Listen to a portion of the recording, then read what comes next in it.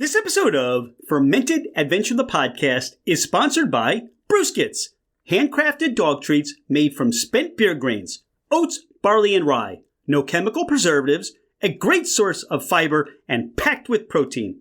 Visit brewskits.com to see the full selection of treats for your dog and your cat.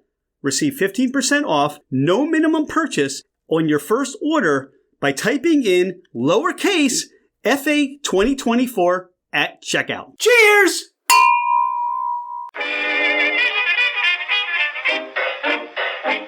Hello, ladies and gentlemen, craft spirit enthusiasts, and those interested in the intoxicating world of craft distilleries, cideries, meaderies, wineries, and the occasional foray into breweries. It's Rich Shane, and welcome to Fermented Adventure, the podcast, where we bring you the fascinating people that are making the mash, fermenting, distilling, bottling, pouring, and delivering to you some of the finest libations in the world. Before we get started, here are a few housekeeping items. Thank you for bringing the podcast into wherever you are and whatever you're doing. We truly are grateful that you have chosen to listen and make us part of your day. It would mean the world to us if you left a 5-star review. This helps us climb in the rankings, and it makes it easier for others to find us. Don't hesitate to leave us your comments as well. If the podcast didn't meet your expectations, tell us why. We're always striving to improve. You can find us at fermentedadventure.com. We are on Instagram and Facebook as Fermented Adventure. Email us at fermentedadventure@gmail.com. All right, FA Nation, let's meet our guests. He's Steve Kassabian. He's Rich Kassabian. I'm Rich Shane, and this is Fermented Adventure, the podcast. Steve and Rich, welcome to the podcast. What's up, brother? How are you? Great to be here. Well, we get to talk mead. Dawn and I, it's one of our favorite things to drink. And Philadelphia Mead Company, how did all that get started? So, been doing like hobbyist brewing for around 10 years. A little cured meats in there, some cheese stuff. We've always wanted to work together. I usually have the creative end down. And my brother has done a lot of different work as far as business analytics and all kinds of different mass scenarios. And it seemed like a good partnership between us. You're brothers, though. I mean, partnership. I mean, brothers need to get along. It seems like you both have figured it out. How did the conversation from doing some home brewing, curing cheeses, how did it come together to say, let's start a meadery?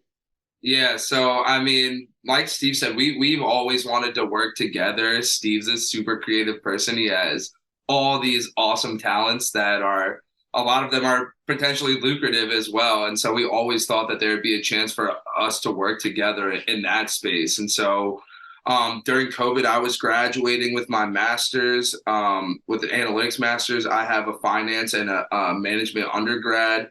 And the job market was just really sparse. It was really tight. And we just figured that'd be the time to go for it. And so we looked at all the things that Steve does really well. And so that's specifically why he's mentioning some of those other things. We weren't sure in the beginning which of his talents we were going to pursue. So we looked at all the stuff that he does well. And we, not only does he make meats, but he also makes wines and beers, other things like that. And we just liked the mead the best. We thought that, one, alcohol industry strong and not going anywhere. But two, we really felt like mead was a part of the industry that was not being sated, that was really not being acknowledged or paying any attention to, and especially in U.S. that's unique. Around the world, they already enjoy mead, and it's a pretty common thing. So it's something that in the U.S. for whatever reason it's not that common, but it's an incredible genre, and it's one that more and more people are realizing is one of their new favorite genres. Do you find, and we've seen you at the East Falls Farmers Market. I know you do other markets and other point of sales. Do you find that you're still explaining to people what mead is? Do you think there's more of an education? What's the interaction? I would say yes. I think all the time we're explaining that, and I think it's a good thing.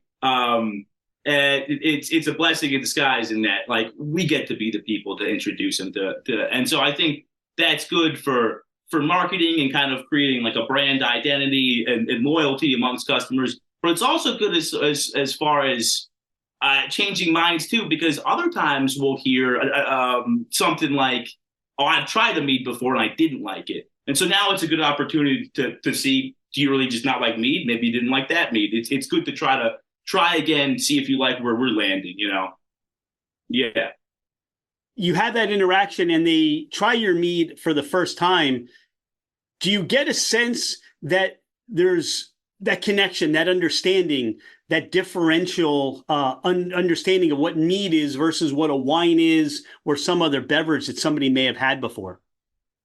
Yeah, I think so. I mean, at its bare bones, mead is really similar to traditional grape wines. Really, the main difference is that the main fermentable is honey instead of grape juice. And I think just even explaining that goes a long way in familiarizing people and, letting them feel connected with the genre. I mean, even just like at a lot of times at their meads, we will also call them honey wines because that's a way that people, I think, connect more with the genre. They know what honey is, they know what wine is, and if they even like one of those two things, they might be a little more apt to try to connect with us.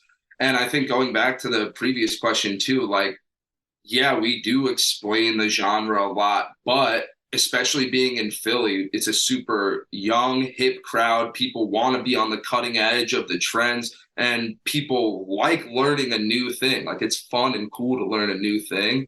And I think more and more we're finding people who are actually approaching us and saying that they've heard of it from other avenues, especially social medias and stuff like that. There are some accounts that are really popular because they do like cool or crazy ferments, and people will come to us and say that they've heard of it in some of these different avenues. And like Steve said, it's cool when we get to control the narrative a little bit and be the first ones to introduce them to the genre, hopefully. But yeah, like you're alluding to, other times it seems as if the waters are murkier to people, or they do want or need an explanation that like maybe they haven't had. Like, they might have heard of it, but they're not exactly sure what it is. Or I've talked to people who learned for the first time in that conversation what grape wine was and that it had grapes in it. So I think there's a lot of education to be done, but not just with mead. Like, I think a lot of people sort of are undereducated about what different alcohols are, and that's okay.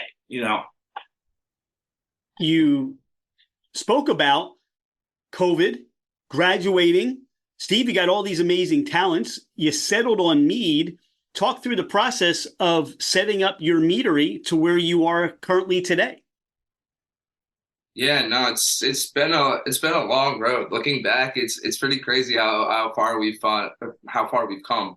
I looked at a video yesterday when we first got the keys to this place, and it was like completely empty. And now, I mean, I guess setting up, like, we were able to purchase a lot of equipment from the previous owner. This was a functioning winery before we were here. It was the Black Walnut Winery. And so, this place is outfitted to be a winery. Drains in the floors, 210 outlets. So it already was built out. We were able to purchase a lot of the integral equipment from the previous owner. And from there, we've purchased some things from the fermentation companies, but we've also got a lot of things secondhand. And now we're operating with, we have one 600-liter tank, two 500-liter tanks, and then probably 8 300-liter tanks. We produce anywhere from 150 to like 250 gallons a month. So yeah, I mean, it's still small, and at the same time, it feels like we're appropriately growing into the space and the output all the time. I think, as far as I'm concerned, it's just been nice to have homebrew equipment still be used sometimes, if you know what I mean. I think we've grown in a lot of ways, like tangibly, as far as the equipment and what you need to have, to do and to achieve. And so a lot of that stuff becomes obsolete. And so when I can still use something, that feels good. And it kind of reminds me like where you came from, We still use a hydrometer. Well, sure. We still use a hydrometer all the time, even though we have like the tilt or any of those. Yeah, like we have devices that might automatically measure, or we have the refractometer and stuff like that. Sure. But like we still use the hydrometer. I mean more like ladles and shit. But yeah. I'm gonna label you guys the Mead brothers. I mean, we had the Blues Brothers. I mean, you guys just, I think being brothers in general, did you always get along growing up?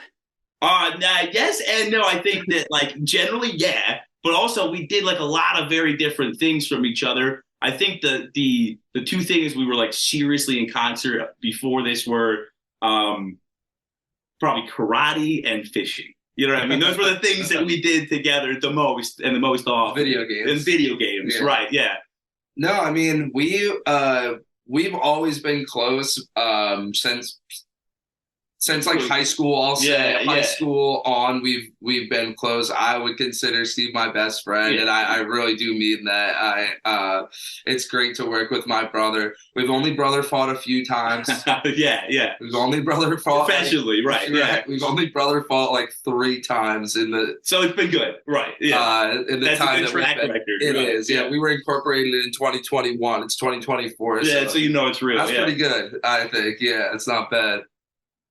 What have been some of those aha moments in the last number of years where you knew you were onto something, that people gave you that feedback, or your own experience with your mead? Oh, I think that's twofold. I think generally, when we've had friends trying things as we got more and more polished, telling us like, oh, these are more and more polished, but also, just reading like vendor pamphlets and things like that, and be like, oh, this stuff's much more accessible to me now than it was before, as far as like ingredients or what they want you to do with things, especially because a lot of these things are more geared towards like the beer industry or the wine industry specifically. So sometimes it's been kind of a journey for me to figure out like what actually suits the scenario best. Like, do I have this same exact scenario as a grape wine one, such that I can use this product or not? Scenarios like that. I think the feedback that we've gotten that's been the most like aha, or the most like validating to us, obviously like Steve talked about early on, before we were actually like commercially producing, friends and family encouraging us, saying that the products were good and that we knew we had work to do on them, but that we were trending in the right direction.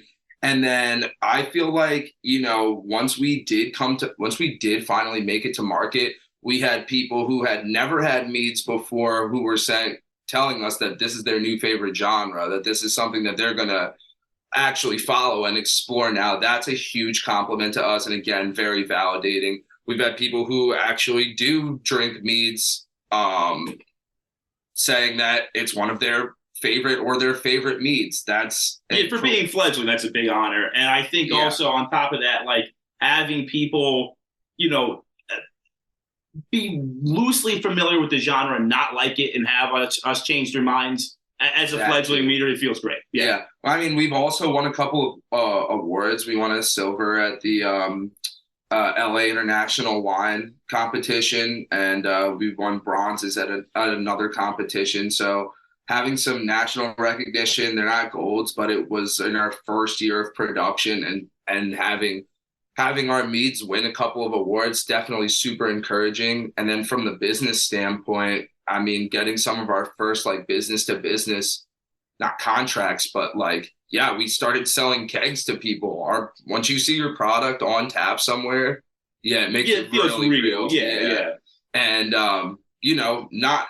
not any like Joe Schmo places. We're in Nectar's in New Hope. Yeah. And they're like a multi-time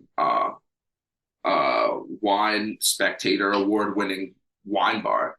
We replaced another meadery on tap there. So that was a huge... It's a lot of validation, I guess, always. Yeah. Brewskits, beer grain dog bones, brewskits. Your dog will go wild. Brewskits, beer grain dog bones, a healthy alternative for your pup. Brewskits are all natural and made in the USA. Visit brewskit.com. That's BREWSCUIT.com.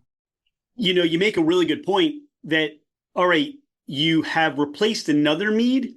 It would be nice, and when that mead segment, that mead genre, you don't replace another mead, you kick off maybe another beer or another wine. So now you have more choices, because that seems to be the mindset right now of the places we go.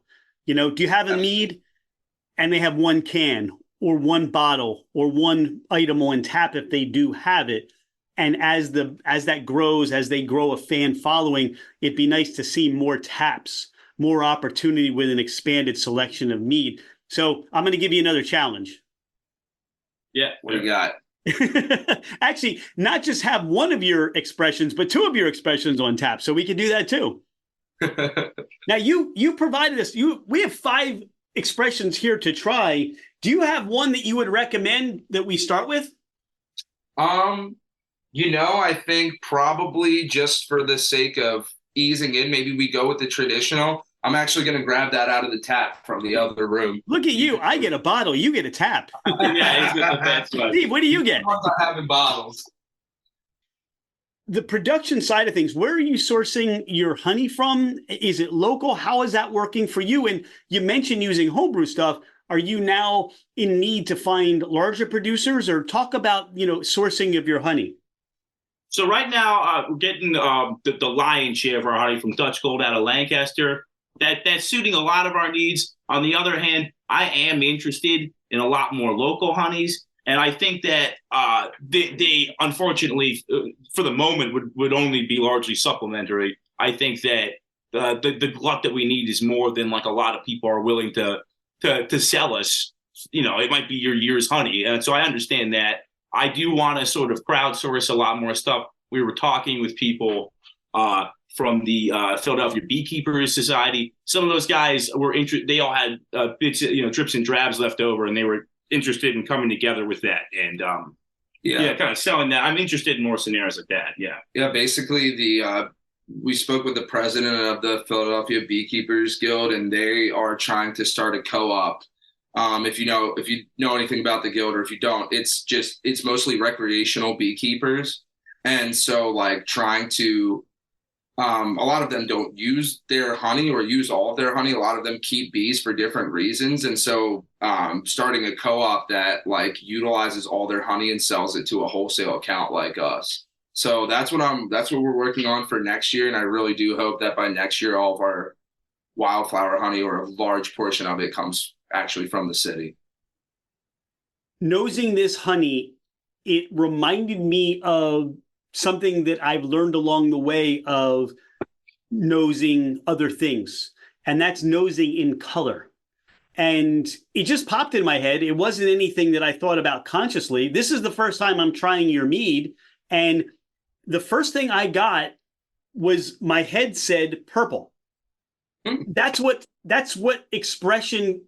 color came to my mind in nosing this. And what transferred is there's this wonderful grape jelly nose in the mix of the botanicals of the wildflower and such. I also have this like dry cayenne powder that just kind of lingers on the nose, which is a very surprising thing. And look, you can speak to this more than I as you produce this, because look, it depends on where these bees are looking for the pollen, where they're getting the nectar that they need to make this honey, right? So yeah, who knows, if there's a little pepper farm somewhere that they're producing at. What are some of the aspects of this, the nose, where you're looking to take this traditional mead? What are your focuses and goals on that? Well, I think Steve could probably talk about it a little bit more, but this one especially, we really want people to just be able to connect with the genre. Like, I want somebody to be able to, this one especially, like, I get a ton of grapes as well. Like, I get Niagara white grape out of it, but there's no grapes in here. There's just orange blossom honey, water, champagne yeast. So like, I think for this one especially, it's sort of wine adjacent. And so that really, I think, helps people connect with the genre more. This is familiar to them in some way. A lot of people say like Riesling-esque. I mean, it's drier than that for sure. But as far as like white Niagara grape notes and stuff like that. And so this should be more than like, I think maybe other meaderies are trying to do. We really want this to be super approachable. Don't want this to be the kind of thing that is like too far away. We want this to be something that's kind of familiar. So yeah, the answer from my perspective, this one's an orange blossom, whereas all the other ones are wildflower, and there's a reason for that, and that is the reason. As far as like a projected grapiness or notes of spice and things like that, I think these are flavors and notes that people are asking for from this genre and maybe not getting. I've heard people, speak to that or being a character that they weren't getting as far as some of these things taste too subtle or smell too subtle. So as far as the trad is concerned, like I really would like to project in a wine way to be of that approachable. I think with the fruited ones, the spice, the other ones, they project in ways that kind of can carry themselves as far as your expectations. Whereas like I kind of want to be in line with like a wine perception in this case. Specifically. I'd love to have fun with this and have guests over and not let them know. I mean, you have a beautiful bottle. You have a wonderful label. We'll talk about that shortly. But I wonder if you serve this to those that preferred wine. What I really enjoy about this is there's a nice dry finish. It's herbaceous and savory. And on the nose, it projects that there's going to be more viscosity to the mead. But it actually, again, going to what you said, there's a more wine-esque mouthfeel than it does to what you get on the nose, thinking this is going to be a little heavier on the palate. So this transfers well to, pairing with food, not just sipping and drinking on its own, but pairing with food too. Yeah, absolutely. And like you said, like going, as you mentioned, this is drier. And as someone who's had other meads before, I think you can test this is drier than most other meads. And I think it being drier, the fact that we're using a champagne mead and going for a lighter mouthfeel with the other nutrients that we use.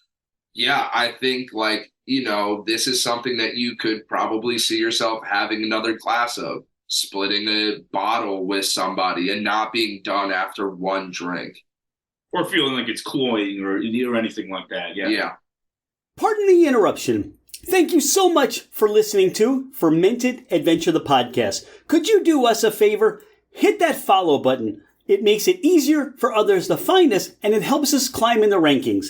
Take a screenshot of the podcast, post it, tag us, and let everyone know that you listen to the Fermented Adventure podcast. Now, back to our podcast.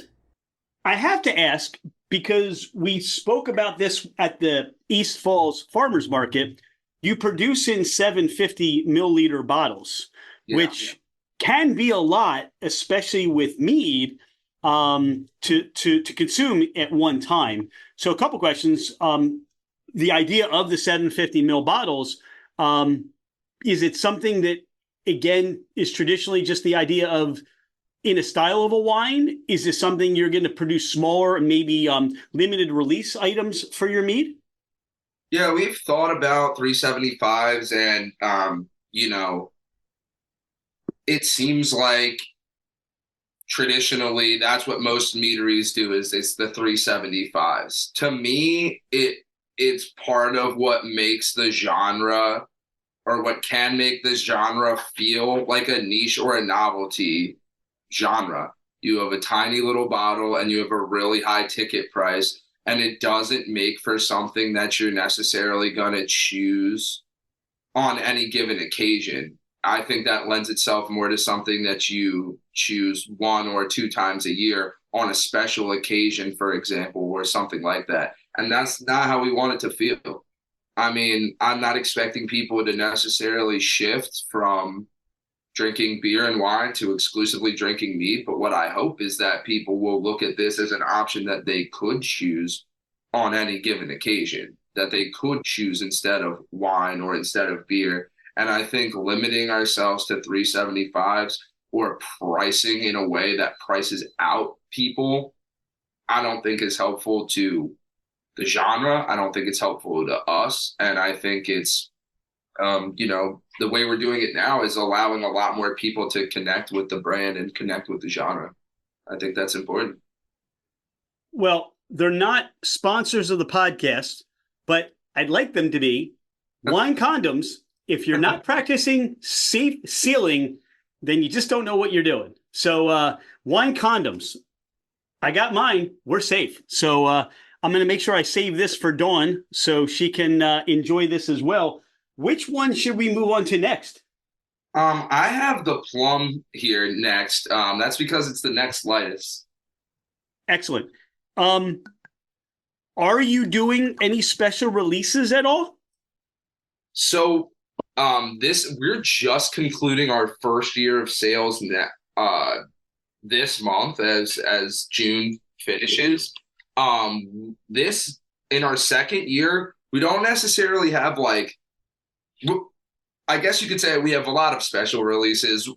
Every one you release is special. Yeah, every season we're coming out with 3 to 4 new types. So like in the spring of this year, we came out with all of the ones that we're trying now, except for the traditional. We came out with the plum, we came out with the blueberry hibiscus, the raspberry, and the cardamom rose. And right now in ferment stuff that we're finishing up right now for the summer season coming up, we've got a key lime pie take, we've got a pineapple coconut, we've got a guava, and we've got a blackberry habanero. So in this first year, we're going to try to really come out with a lot of different stuff and see what works and what doesn't, and see what we're going to hold in the catalog for next year. So definitely, follow us, stay in touch with us, because we got a ton of new releases coming out this year. Yeah, so in that regard, I guess we'll see what happens where the chips fall. But also, the long term, I do have ideas for sort of limited release things. I think that's a down the road thing. I'd like to kind of explore some more complex methoglins, things like that. But yeah, for now, we'll see how this first year goes, and we'll kind of standardize, and also probably some limited releases. I really appreciate the connection that everything that you do right now is a limited release, because realistically, you're at a point now where you're not fully slotted in with your standards, and something could come along that really sells extremely well, gets well received, and you're not married to having this huge inventory of other things that you would ferment with, that you would make in your mead. So that's a great place to be. That youthfulness of where you're at is a really great place to be, that you get to have fun, you get to experiment, you get to just decide and figure out in the next year or so, hey, these 5 or 6 are going to be our core. And then over the year, hey, line up, because we're going to release 3, 4, 5, 6, whatever we have. Once they're gone, they're gone. But when you visit with us, we're always going to have these standards. Yeah, no, for sure. I think the plum has worked its way into that. Obviously, the traditional is the flagship. We did really, really well with the blueberry hibiscus this season. That could work its way into the catalog for sure. But you're right. We're young. We're agile, which is great. It's fun to be able to move quickly as a small business. I just love, there's a sour component to this one. There's a little bit of an astringent component. There's a dry finish, but it says plum on the label, and I taste plum. Yeah. And I taste, again, you pointed out, Steve, that you have the orange blossom and the wildflower.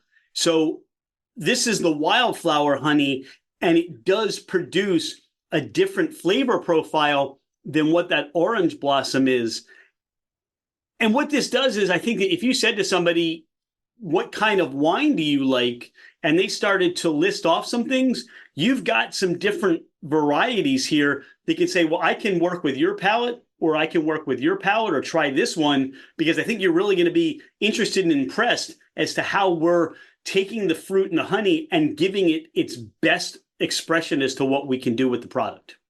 For sure. And like you're alluding to, the genre is really versatile. The genre is way more versatile than I think most people know. So that's a huge strength. All of these fruited ones were fruiting in secondary ferment. If you were the listeners know what that means, it means that we're allowing the yeast to eat through the sugars in the honey first before we pitch the fruits later. And what we hope is that any of the residual sugars that are left are more of the fruit sugars and a little less of the honey sugars. You still are going to get the honey, but the fruit is going to do a lot of the talking. And I hope that when you've taken a sip, you feel like maybe you've bit a white flesh plum. Maybe not quite as impactful, but yeah. Yeah, I really do. A bunch of different ways. Yeah. No, I can tell you, I really do. And we had this whole conversation this weekend with people that were at the house talking about it started out that in a podcast and just outside of conversation, people utilizing the term stone fruit to provide a flavor description. What the heck is stone fruit? I mean, it's a peach, it's a nectarine, it's a plum. When did that become its stone fruit? I just never understood that as I'm learning, but this is plum. And that's what I would attribute to. If somebody were to say, this is plum, I just bit into a plum, I can taste plum, you could blindfold me, and I get the lovely experience of plum. So thank you for the work that you did with that. Yeah, cheers. Thank you, brother. Yeah, I mean, it's supposed to be. I think it's important that this one's like a little tart, a little dry resinous, and has some of that kind of character going on. It really is like you bit down right to the pit kind of thing. Yeah. That's my wonderful experience. That's fun. Now, these labels, who designed your labels, or what was the idea? You got a couple of things going on the labels. Yeah, so we worked closely with Jake Dombrowski. He also did the labels for Twisted Gingers. He's also done the labels for Cape May Brewing. He's done some work with the New Jersey Devils. He came out with a special can for them that they sold in the stadium. So he does a lot of really good work. And so we worked with him over the first year for that. And we've since taken it and we just manipulate color schemes for the other different kind of labels. But, you know, it's got a kind of keystone shape in a way. It's got the B with the Liberty Bell and the thorax. So definitely some like homages and shouts to the state and the city. But we really wanted them to pop, and we really wanted them to look elegant and unique, but clean, you know. And I think that the one that we worked on with him, that the traditional label, I think really does that in a way that I like in a what do I call it, like an American, like a colonial looking back kind of way, right? Like I think it really hits those like real mild pastel 1600s type, right? And I think from there, as far as the different color riffs that Rich and I have worked on together, I think that going with the pastel theme, it's been real fun. Yeah. And I think the other connection is that the fruit also maybe dictates what color that label is going to be, right? It's been great kind of finding the theme in all of that. Yeah. Yeah. Which one should we go to next?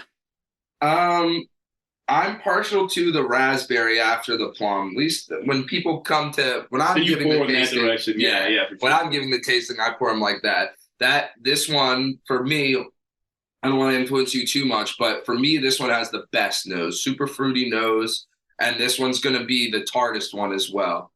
But much like the plum, it should be really true to form raspberry. That's my hope. What I think is nice about this one is this is the earlier season raspberry. Like it's got good tartness. I don't think it's overly sweet. I think an issue people can sometimes have with raspberry flavored things is you're really trying to project like a really ripe one, and that can leave you too sweet. I'm a dry guy, so maybe that's my bias. You know, you had spoken to biting into that plum and going right down to the pit. On the nose, I go right down all the way to the seeds. Yeah. I'm getting that much. Again, I think if you were to hold up a little basket of fresh raspberries and hold this under my nose, other than I sense the ethanol and I sense the herbaceousness a little bit, I even get pepper notes on this. Black pepper notes on the nose. I get, again, the sourness. But if you held this underneath my nose, I'd be like, wow, that smells like raspberries. What is that? Yeah. That I think that's really the goal and the key to some of these fruited ones.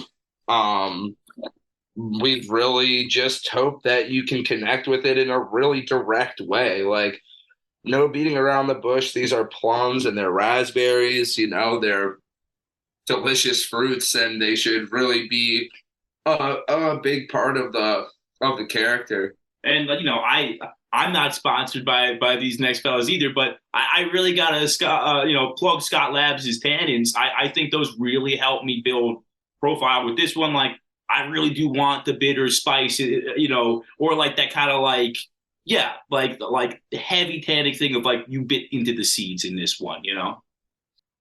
I can already see the personality that continues to come through with these three expressions.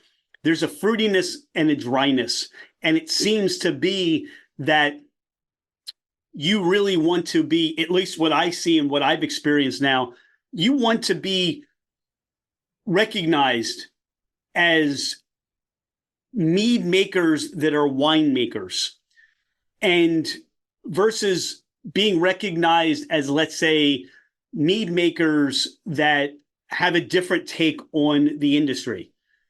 And I really get that from you. Is that really the mindset? I mean, I think you've spoken to about it already, but are you conscious of that? Is that something where it's got to have this personality each time to say, oh, that's a Philadelphia Mead Company mead?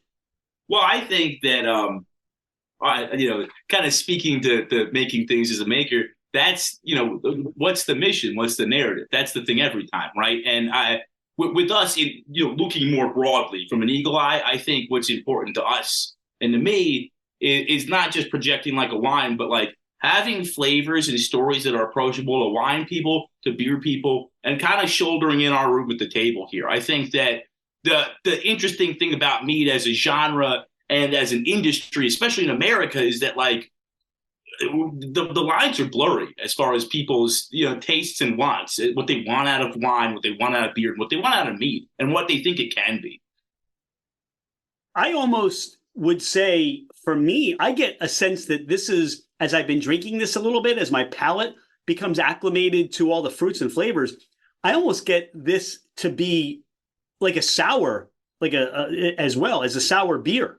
This one specifically, yeah. Yeah, and I think that definitely a guilty pleasure of mine. I was there for that whole, whatever that was, like good 5 years of the whole sour beer explosion, and really loved it. I especially if I want to, I'm not paid by these guys either, but I definitely want to plug those Free Will sour beers. I thought that was a great time to be tasting sour beer. Yeah. Great time to be alive. Yeah, me too. I mean, I love Belgian styles. That's my thing. Like, I remember I visited Belgium when I was barely old enough to drink. I think I was 21 or 22, but like we went to I've been to the Cantillon. Like I've been there when they brought the Kriek cherries in to make the Krieks, to make the lambics and stuff like that. I don't know if you're a Belgian guy, but those are that's some of my favorite stuff, especially from like a fruity standpoint. And you think about those and it's like the same thing. You drink a lambic, you're like, whoa, peaches. You know what I mean? Like, it speaks for itself. You don't have to like try to find, it doesn't take long for you to find the tasting notes that are supposed to be there. You drink a Kriek, you're like, holy cherries. You know what I mean? Like, yeah. Yeah, I think in short, I'm interested in telling stories. I'm interested in people having experiences. And I think that we have a strong influence from beer culture, but that we do want to tell stories that are relatable and understandable to wine people.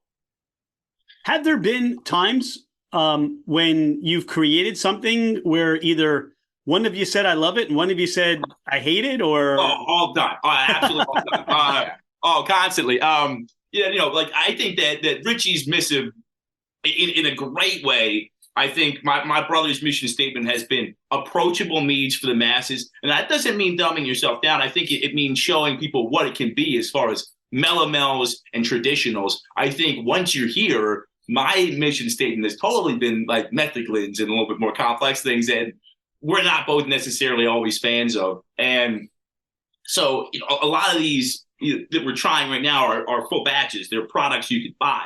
But as far as things that we've tried small batch, I made black lime, like a salted dried Middle Eastern, like a Moroccan lime. Okay.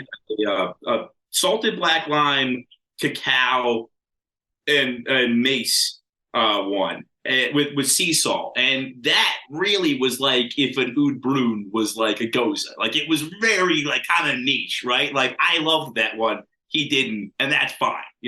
I think we make things like that all the time in our heads when we kind of like mull over it and talk about it, and then when we make actual things, it's a little bit more poised than that. I think I do want to leave room, like we're talking about with limited releases in the future, to let your hair down a little bit. But I think the ground floor needs to be there as far as people understanding and appreciating the genre and then being ready for those movements. Yeah. No, Steve, I think that's a little bit insulting that you said let your hair down. And you're obviously sporting just a wonderful head of hair, and you just couldn't wait. You just couldn't wait to go there, could you? No, I mean, I agree with Steve. I love melomels. For listeners who aren't necessarily privy, melomels are fruited meads. They're meads that derive most of their flavors from the fruits. A traditional style mead are meads that are just honey, water, and yeast. And metheglins, the ones that Steve's saying that he most enjoys, are ones that are like spiced. So we do have a metheglin here. We have the cardamom rose that we're gonna taste probably last.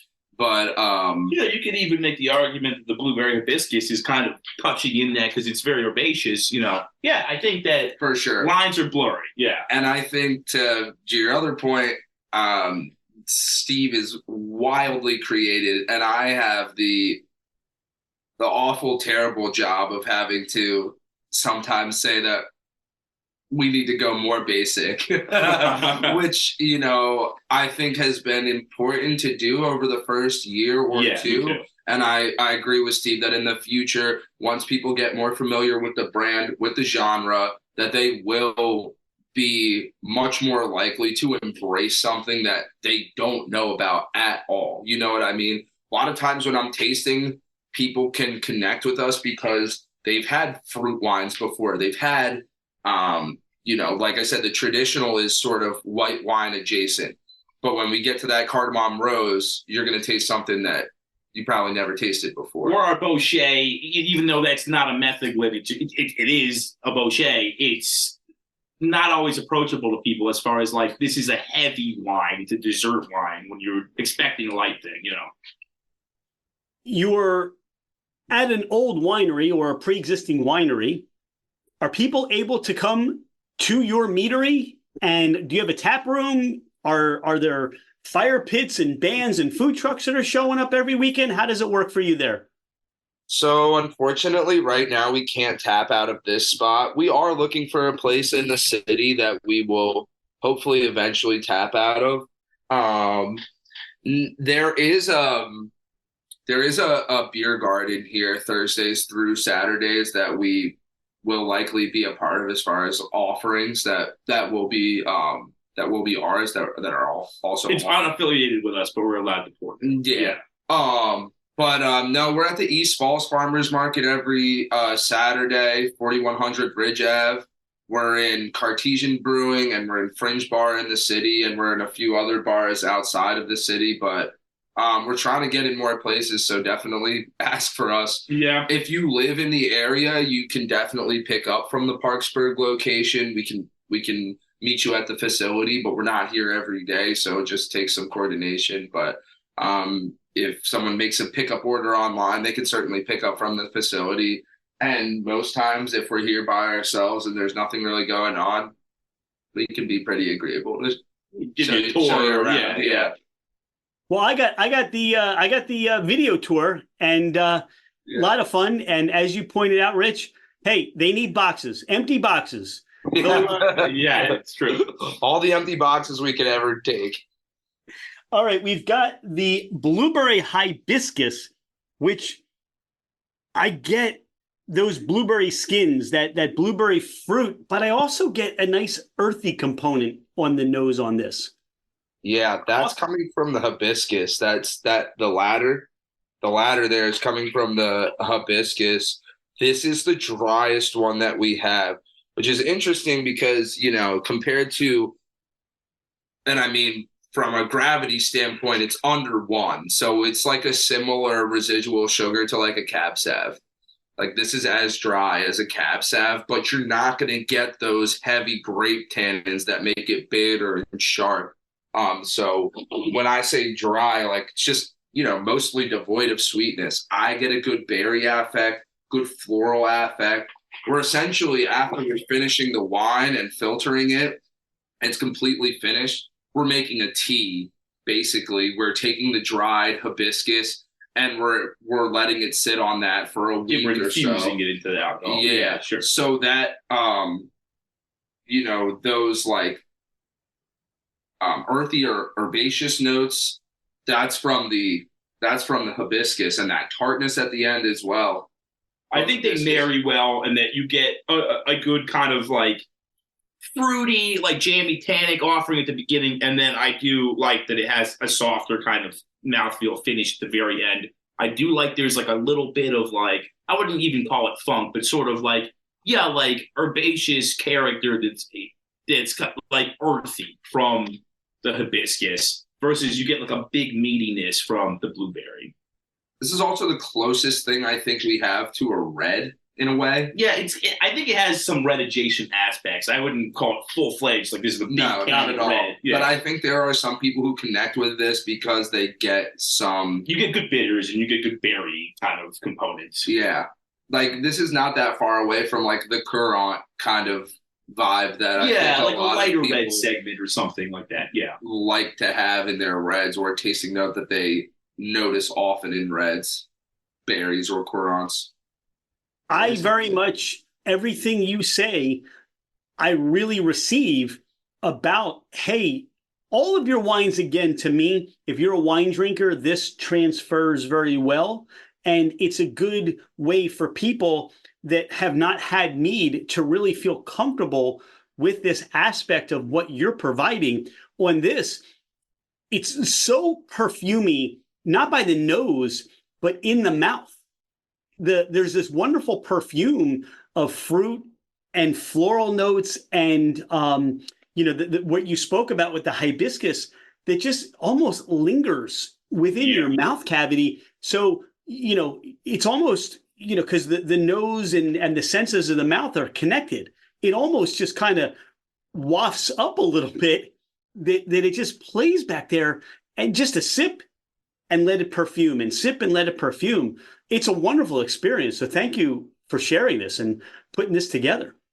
Cheers, man. Oh, cheers, man. Yeah, I like that it has legs in a way that like you would expect from like a red, but usually like the legs in a red are like very tannic. Like it can be a bolder thing. And this way, I think it's the nicer element of like what you might like that's delicate in a red that kind of keeps going, Yeah, I think you're knocking people's socks off with what their perspective may be to what you're approaching with this philosophy of your mead making. And I find it to be honestly refreshing. So thank you. Thank you, brother. Yeah, appreciate that. Yeah.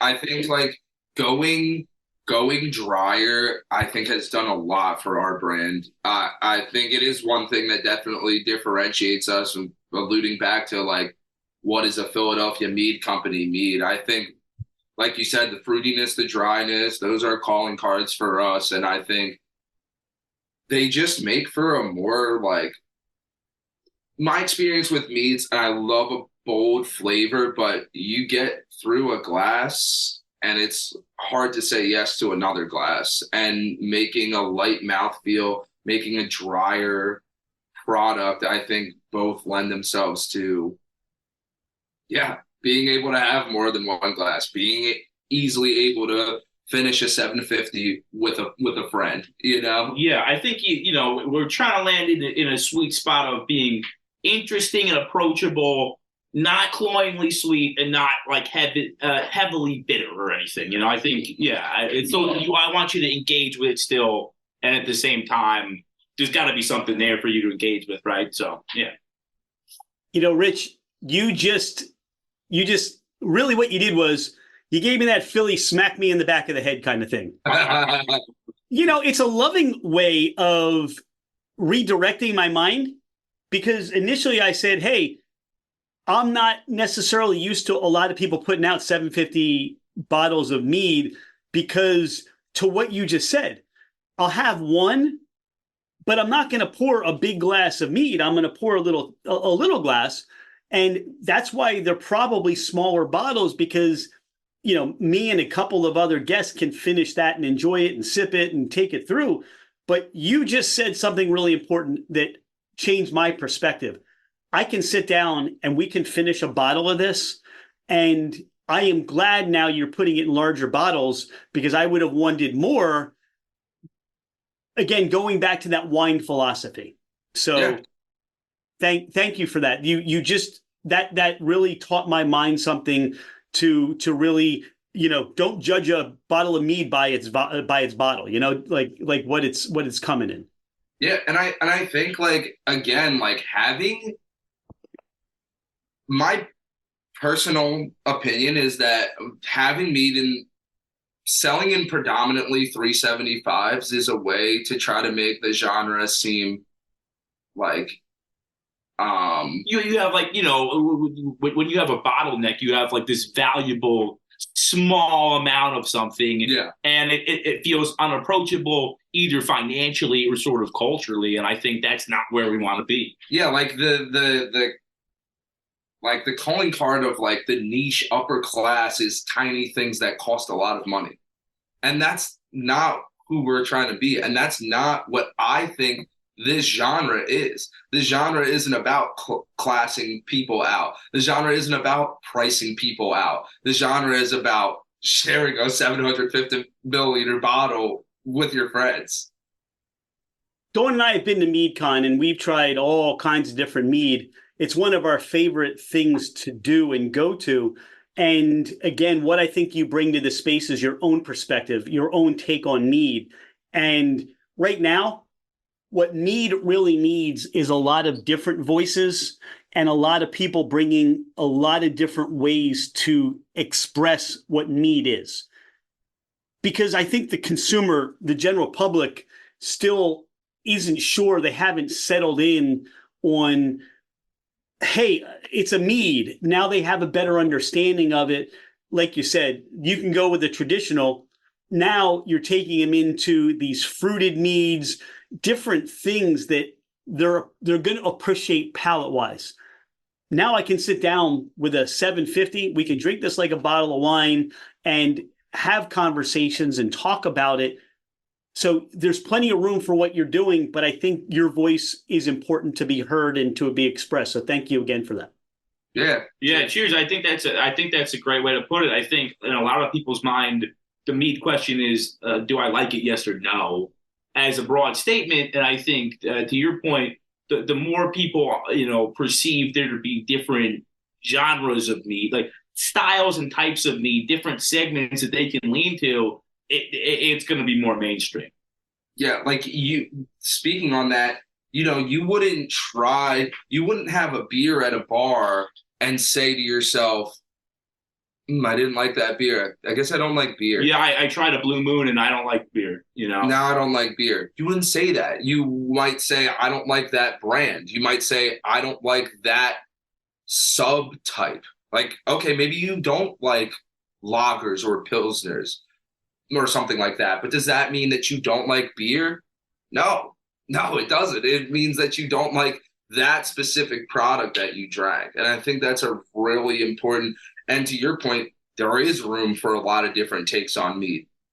There are people who want a really sweet mead and who want something that's like super, super rich and robust. That's fine. There's like, people who want nothing session wrong meads with too, that. though. You know what I mean? Yeah. It's all kind of all over it. We need to let the consumer know that, like, those options exist for them. Yeah. I'm just wondering, did Dawn let you know that I like cardamom? She didn't, I don't think. Oh, wait. No. She might have, actually. Okay. No, I mean, I love the smell of cardamom. I love the flavor. I mean, one of those spices that, to me, I try to find a way to add it to different things because it's so unique. And sometimes you just get people going, what is that? It's almost like a koji, like an umami. It's a flavor all into itself, but a lot of people don't really recognize it right away. Oh, it's cardamom. Or they don't know, and, oh, that's pretty good. I like cardamom. So even on the nose, when I opened the bottle and the air filled up with it, to me, this is something that's right in my wheelhouse. I love it. Thank you, brother. Yeah, I think this is an interesting take, and I also think koji's an interesting ingredient. That's a whole different podcast, maybe, right? Yeah. Well, that goes out to Michael Dombrowski, our friend Distiller Woody, who is just picked up some koji, and he's trying to do something like a shochu with it. So it's fresh in my mind. So that's where that is. Very cool, man. Yeah, I had a buddy in charcuterie hobby stuff that used that to like really like shorten like his like aging to get like a nuttiness and funkiness. I thought it was a really cool experiment. Yeah. There's like a nice lime component to this.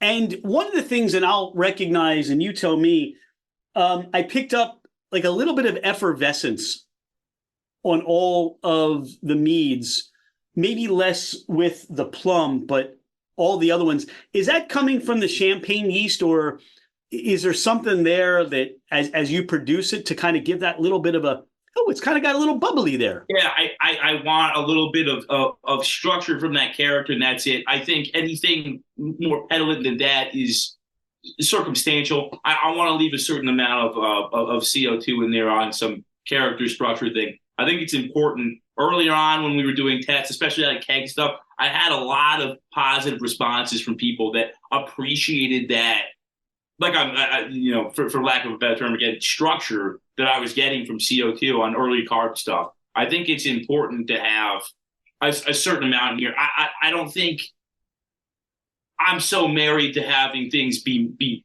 more carb than this. I do think it's important to have a little bit for background character. Yeah.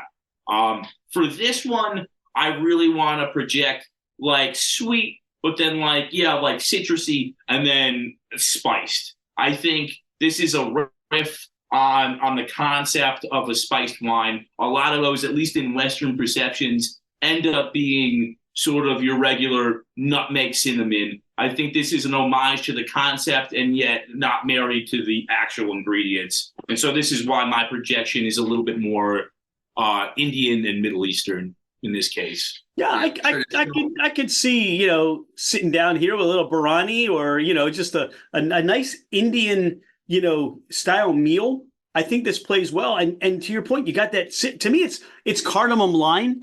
That's what I continue to have bounce back and forth in my flavor profile. Yeah.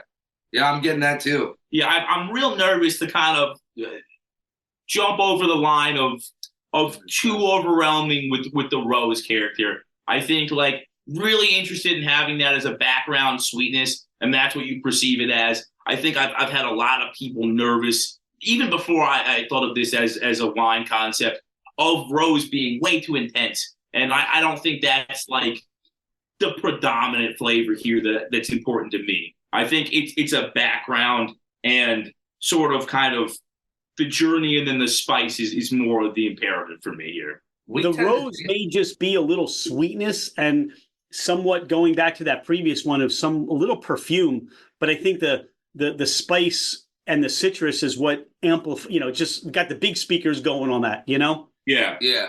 Those are the parts that carry for sure. And when I taste it, I feel like a lot of times the first thing that I'm getting, or a lot of the front end of the sip, is the rosy part. That's the immediate, right? And then I think is the separation from there. Yeah. Yeah, I get the warming spices after that, but I also feel like, when I exhale after the sip or when I breathe in after that, I get some light floral rosiness that I think lingers. It doesn't carry in the way that the citrus or the spices do, and not for nothing, but the cardamom is a little citrusy. It is a little. I think I've been appreciating that honestly on the toast. Like, I'll toast that before the addition, and I've really been appreciating that kind of background character. I wouldn't have expected. For clarity, it's black cardamom. So I was really like looking to get a lot of that earthiness over, like, sort of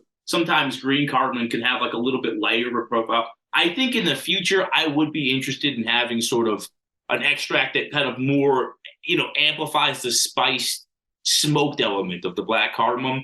But But I really like where I'm landing right now. And again, I think it's important to me that this isn't the rose wine, but it's a wine with rose in it. And to be really clear, this is just for the viewers. I think we talked about this before, but for the listeners, this is a rose water that Steve is hand making with edible roses, and this is a cardamom and peppercorn reduction that he's also hand making. So these are, they're all handmade elements that we're blending here. So in this case, as far as adding adjunct, it's been an interesting journey sizing up from the original batch that sort of inspired all of this was 2 gallons. Now I'm making way more. So it's been very interesting making the big soup from the little soup idea, I'll tell you what, where Philadelphia Mead Company is now, I'm grateful for this interaction, because for a lot of people, and I think,